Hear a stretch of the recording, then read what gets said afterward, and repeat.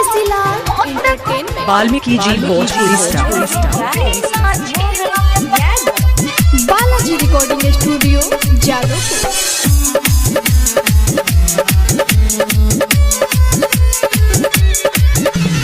देखे खातिर आई गइनिया रिकेस्टा मनवा में लागल बारे के गो चेष्टा देखे खातिर आई गइनिया रिकेस्टा मनवा में लागल बारे के गो चेष्टा बहरी भाग से मौका जान हमारा त मिलल बा समियाना के चोप मत गोपो राजा हो बिना छिलल बा। समियाना के चोप मत गोपो राजा हो बिना छिलल बा। समियाना के चोप मत गोपो राजा हो बिना छिलल बा।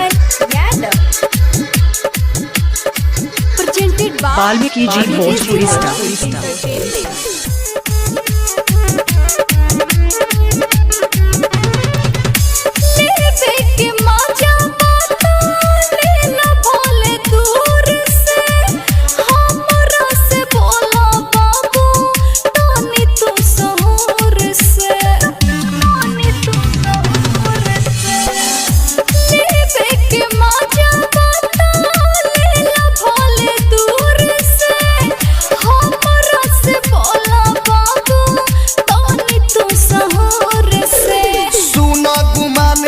तोहरो जे टूटी खाके आइल बानी रामदेव के बूटी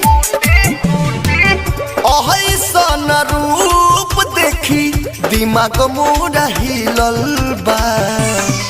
समियाना के चोप मत गोपो राजा हो बिना छिलल बा। समियाना के चोप मत गोपो बाबू हो बिना छिलल बा। समियाना के चोप मत गोपो राजा हो बिना छिलल बा। Balaji recording presented by Jadav Videshi Lal Valmiki ji Bhojpuri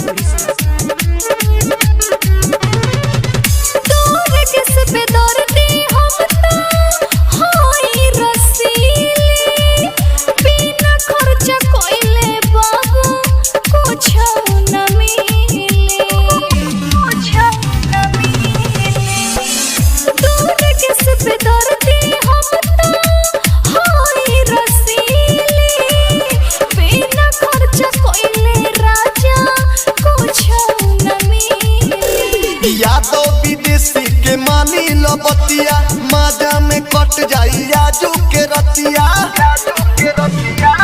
भागे बाकी हमारा दिल में प्यारे तोहर खिलल बा। समियाना के चोप मत गोपो राजा हो बिना छिलल बा। समियाना के चोप मत गोपो बाबू हो वाल्मीकि जी भोजपुरी